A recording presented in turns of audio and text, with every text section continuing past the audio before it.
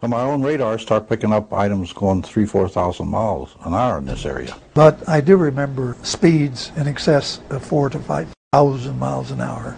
And he said it was traveling 10,000 miles plus. And they were going somewhere in the neighborhood of 11,000 to 14,000 miles an hour.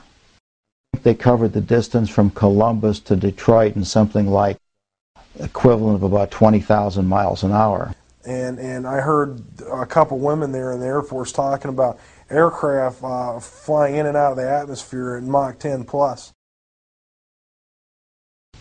It's not an infrequent occurrence out there. They happen quite often. There were probably 1,500 reported cases at that time. I have over 3,000 cases now. They estimated 100 yards from the left wing was this 100-foot disc. And the strength of the signal was as strong as the surface contact on the water of an aircraft carrier. This contact was huge. The size of these objects around 100 meters or greater. So it would go from 1 o'clock, 7 or 8 miles to 6, 7 o'clock, 7 or 8 miles inside of 4 or 5 seconds. You have to be moving pretty quickly. They could rise, just go straight up. They could do that, just seemed like instantaneous. Once they started moving, they went straight up, for a while, and then they went zap. Then it just sort of disappeared. It dematerialized. And left the atmosphere, just was gone. It just took off into space. It just left at high speed. He said, "You are never to speak of this again. As far as you're concerned, this never happened."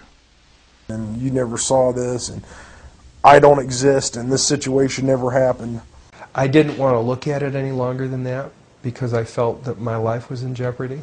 So I was beaten, literally hitting in the ribs and pushed, and I was resisting. And I know Sergeant Bustinza was doing the same thing. Measures have been taken by agencies to terminate people who appear to be inconvenient or troublesome through knowing too much. A shadowy government with its own Air Force, its own Navy, its own fundraising mechanism, and the ability to pursue its own ideas of the national interest, free from all checks and balances, and free from the law itself. I am prepared to state that I have been at locations where craft of unknown origin that did not originate on the face of this planet was there. I am prepared to state that while I was there, we saw living, dead bodies of entities that were not born on this planet. My name is Dr. Stephen Greer. I am the director of the Disclosure Project, which is a project of the Center for the Study of Extraterrestrial Intelligence.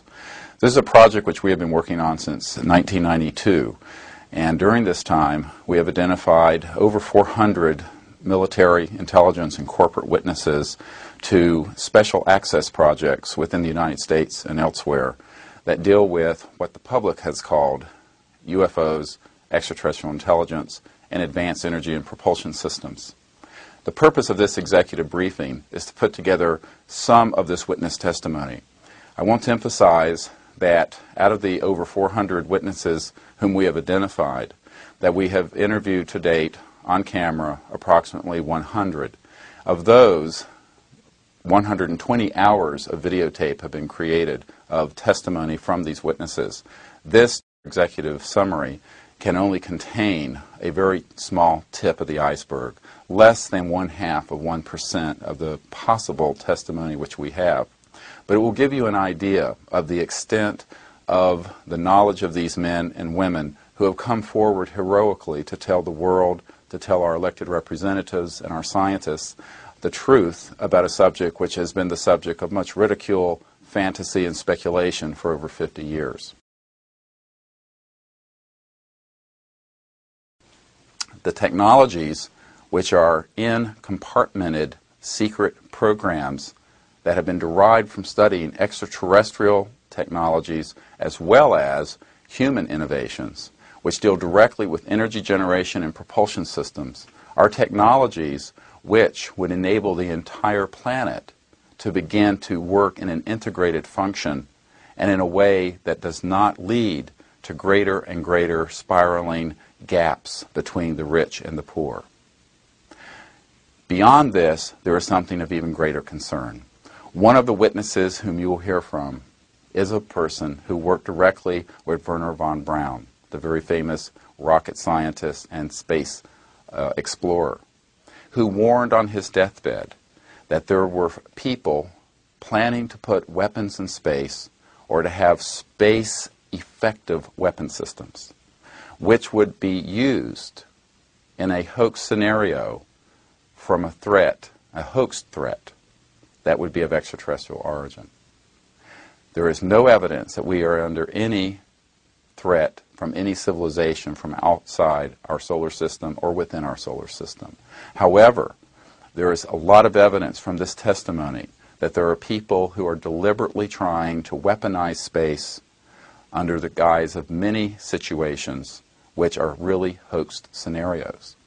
This is dangerous because if we are not alone in the universe, we cannot view space as our own private domain for Homo sapiens. We must view space as a frontier which must be shared peacefully with diverse life forms from throughout the universe.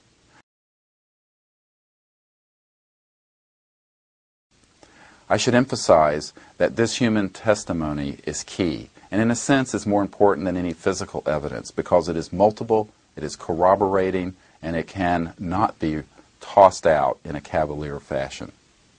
We should be very careful that we do not ignore this testimony because the testimony of these men and women serves as a significant body of evidence with the corroboration of photographs and other government documents.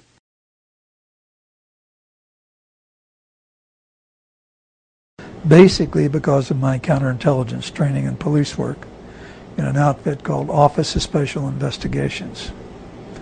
Since I had one of the few pilot-trained investigators, I ended up doing a lot of investigations of aircraft, unusual aircraft accidents in which sabotage was suspected, and as a consequence became acquainted with some outstanding scientists and worked with the Air Technical Intelligence Center on a project called Grudge.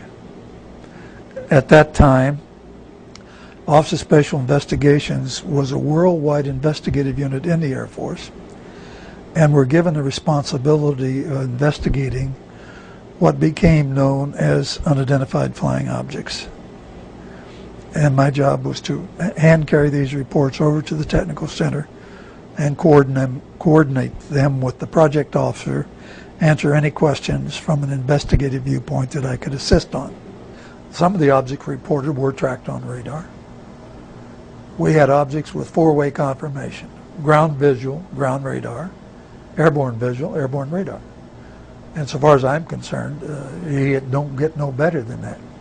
I do remember speeds in excess of 4,000 to 5,000 miles an hour, which were far in excess of any known aircraft that we had or any of the enemies. There's no question, I've seen radar photographs of organized flights of unidentified objects, balls of light, if you will. And these were on radar, ground, visual, ground radar, airborne visual, airborne radar. Now the airborne visual, strangely enough, by the time they get a couple fighters down there, those things apparently disappeared when